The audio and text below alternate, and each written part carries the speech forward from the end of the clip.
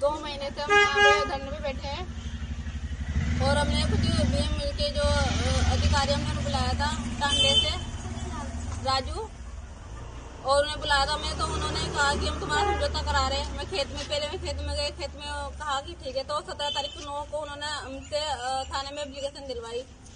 तो एप्लीकेशन दिलवा क्या है कि हम मुकम्मल मदद करा रहे हैं। तो उन्होंने हमें थाने तक नहीं जाने दिया।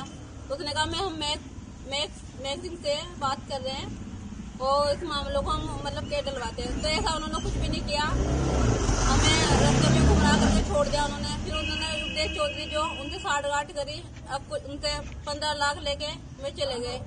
तो अब तक भी हम 2 महीने हो गए यहाँ पे हम धरने पे बैठे हैं कि हम सोचे कि हमारी बात चंद्रशेखर तक भाई तक जाए।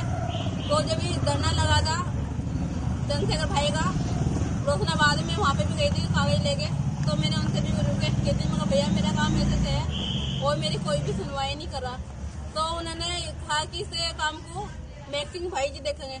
तो मैक सिंह ने कुछ भी नहीं करा। मैक सिंह और उनसे साठगांठ करके उनसे 15 लाख लेके चला गया और उसने अब तक भी ना तो अभी तक धरने पे आया और मैक सिंह और ना किसी जितने भी आर्मी के अधिकारी है ना उन्हें यहाँ पे पहुँचने दे रहा है।